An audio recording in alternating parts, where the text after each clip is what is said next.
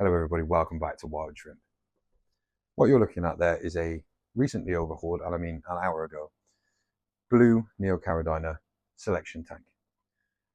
It's not a breeding tank in the sense to breed to sell, it is a breed to select. So what we do with this tank, and all its 57 litre volume, is we let them breed very slowly without a heater, and we select the outstanding quality. They then move over to breeding colony tanks, which they then breed out, and then we sell. When you're setting up a shrimp tank, you need to be very clear on what you want from the tank, because that will change how you set it up. It might even change the equipment that you want to use. But notice how I said want to use. You don't have to have any equipment. None at all, other than a light maybe, but if you don't want to see them, don't even have a light. Neocaridina are so easy to take care of that setting up a tank is as easy as putting one in an egg cup or as elaborate as the Hubble telescope. It's entirely up to you.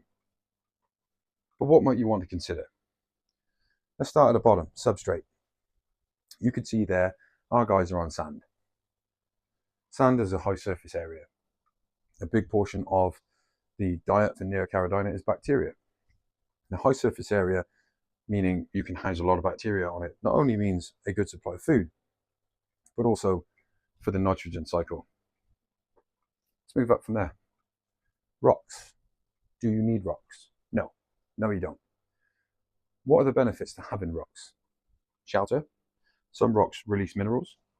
Could be good for hardening your water if you have soft water. Elevation. More natural behavior. The closer it is to the light, maybe you'll get more algae growing on the top of rocks, and as we know, that is part of the Neocaridina diet too, so that's a bonus. This is dragonstone or dragon rock or honey rock, whatever you want to call it these days. That's what that is, and I have chosen that because one, it's quite pretty. It's the only tank that we have it in, but it is quite pretty. But mostly because of the holes. Now you're probably thinking shelter. And while the holes do provide some sort of security and shelter, when your Neocaridina shed their exoskeleton, they're soft and squidgy. They want to go somewhere which is safe and secure. So shelter is something you want to think about if you are thinking about keeping these shrimp long term. If you're not, if it's just a holding tank where they're going to be in and then out in a couple of weeks, the best thing to do is do nothing. Much easier to catch them in a tank with nothing in it. But for me, the holes in that rock are a way to catch food, trap food.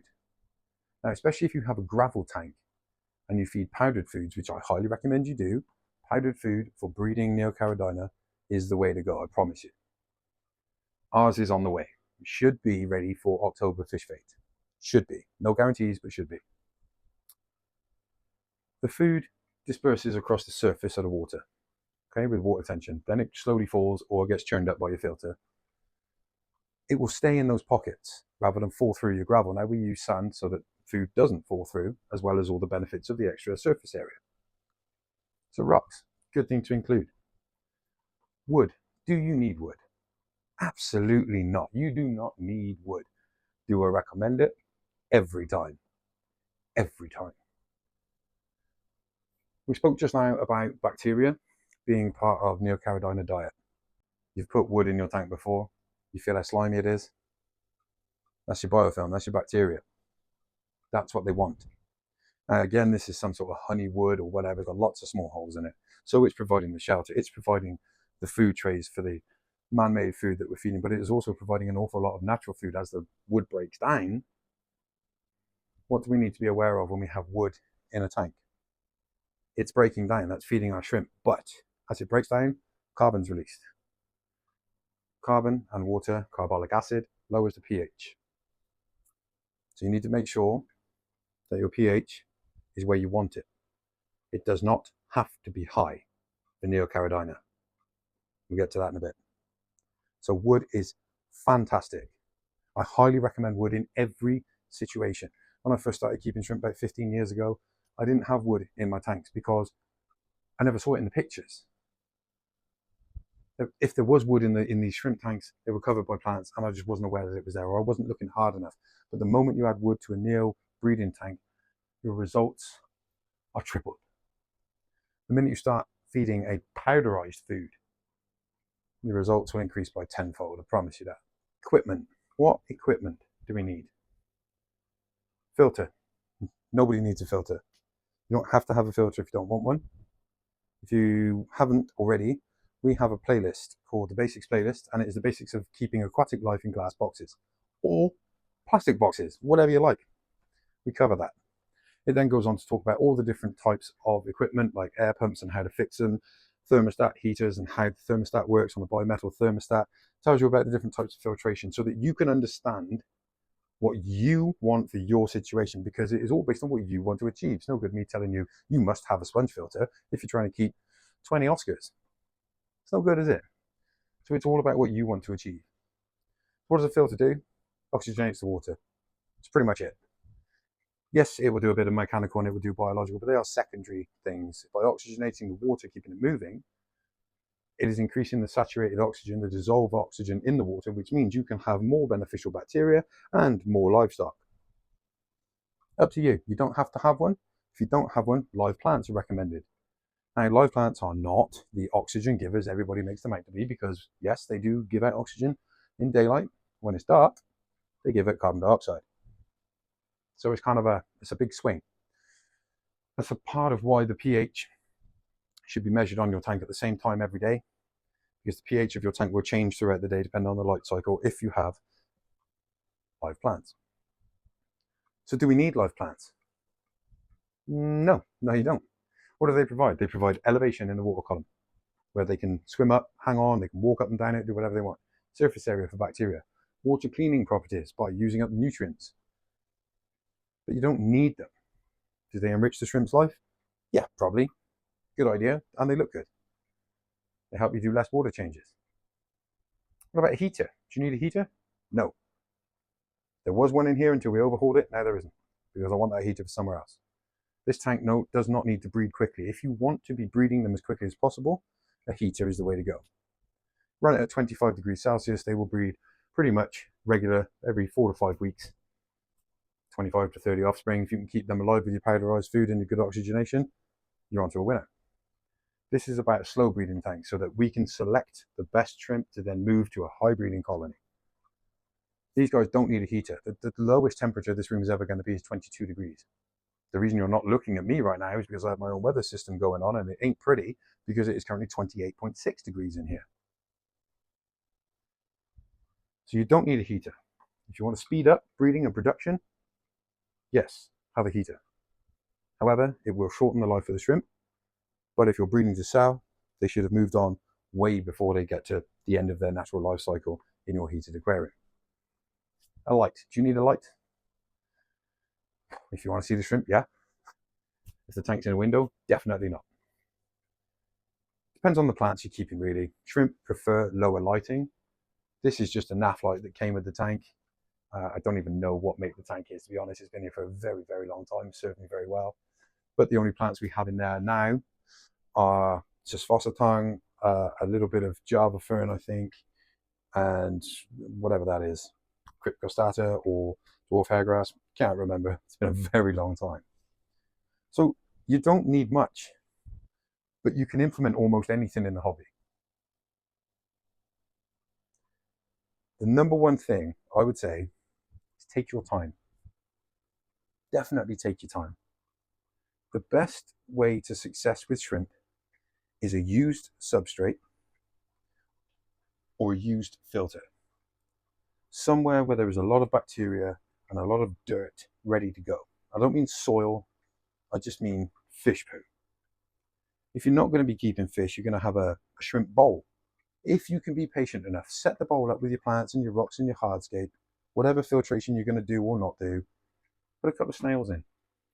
When we used to keep the Sulawesi little tap dancers, they did so much better when we started breeding Sulawesi rabbit snails with them. They have a symbiotic relationship. They poop, the shrimp like to eat the bacteria in the poop, everyone does better. And the shrimp, Neocaridina, are no different. The assassin snails are in this tank because they provide poo, which is food, and they're pretty. They breed fairly slowly, but they have a good value to them. People like them to buy them, even if they don't have a snail problem to take care of.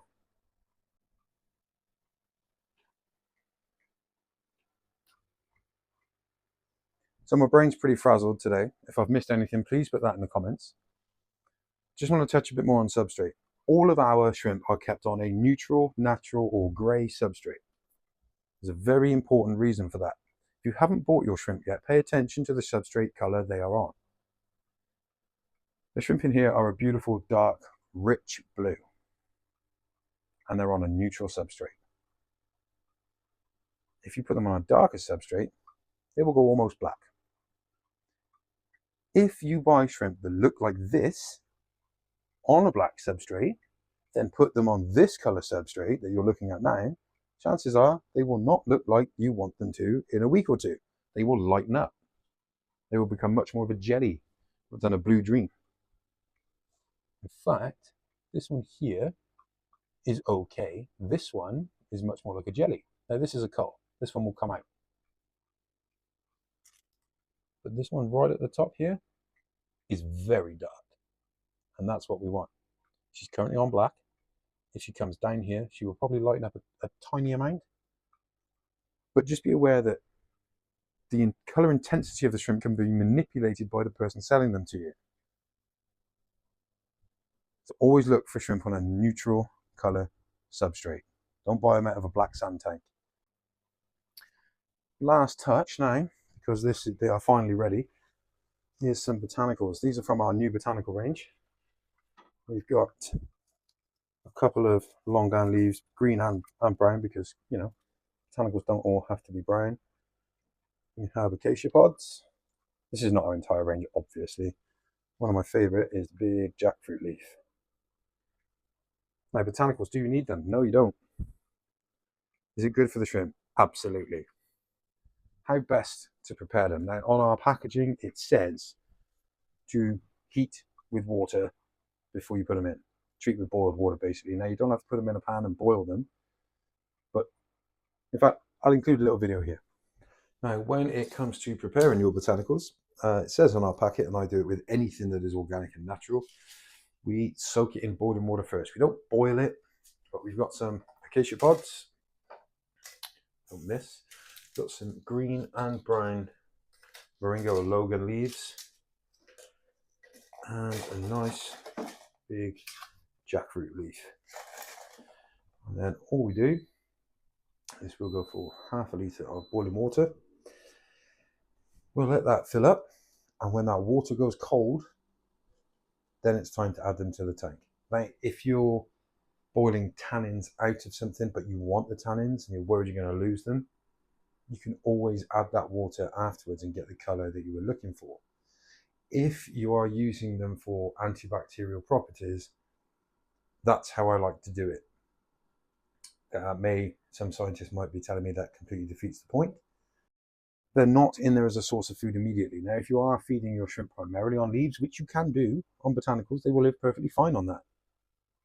Our shrimp food is better, and it's coming soon. But another good one is Dr. Basilia shrimp sticks. Sarah Micron, a little fry powder, absolutely fantastic also.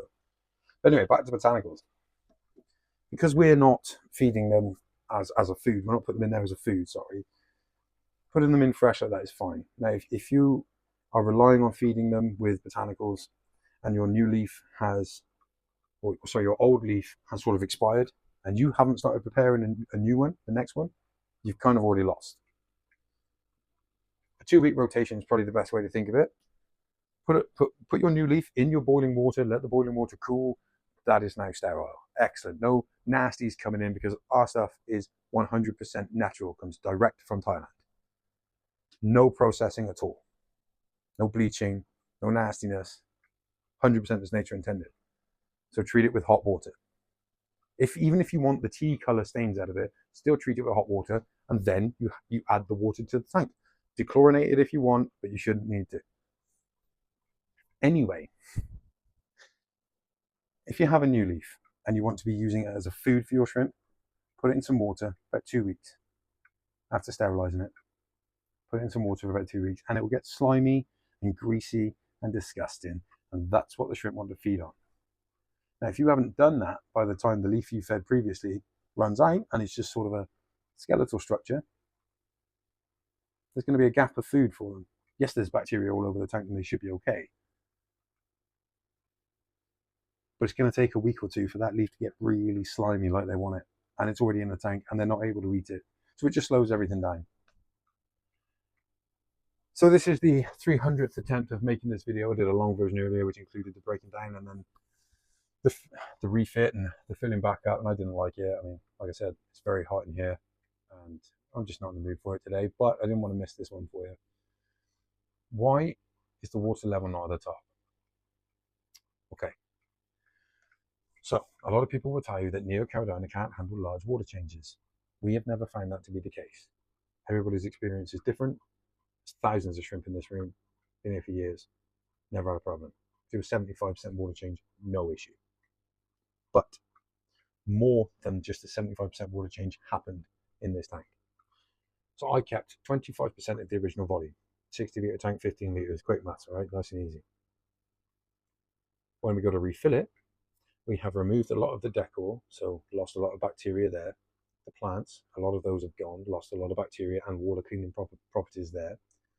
And we had to nuke the glass to get rid of the duckweed. So all bacteria on those glass surfaces was lost, all bar the 1 inch at the bottom that was keeping the substrate wet. So that's a lot more than just a 75% water change.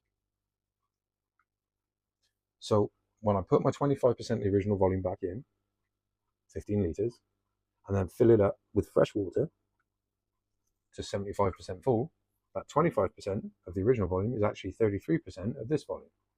So it basically means that there is more percentage water that they are used to in there than there would have been if I'd filled it all the way up. But it will get filled up over the next couple of days. But there's no rush. So this tank is a selection tank. It's not a beautiful tank. I don't think it's ugly. But it is so simple to set up a shrimp tank. Don't let anybody put you off. Treat all of the different colors the same. They are not the same, and this is why I don't refer to cherry shrimp as Neocaridina, Davidii, or Davidi. I tend to say Davidi when I do say it, which I hate, but Davidii just sounds even worse. And maybe that's for a different video, but you won't hear me call our shrimp Davidi. They are just Neocaridina species. Maybe we'll get into that one day, but if you want to hear about that, why that is, leave a note in the comments and we will get to that. And if you think there's anything I've missed, or you just want to share your experiences with setting up a shrimp tank or breeding shrimp, or anything you've got to share on the matter, to be honest, please do put it in the comments. Even if you just want to say hi, it would really help the algorithm and the engagement, and it would be very much appreciated. So guys, it's a really quick one. I hope you got something out of it. I'm very tired. I'm very hot. I'm about to go and do things now that I can't say on here, but they are legal. It's okay. Have a good one. Try your best to find a reason to smile today and dish one out to somebody else. I'll see you in the next one.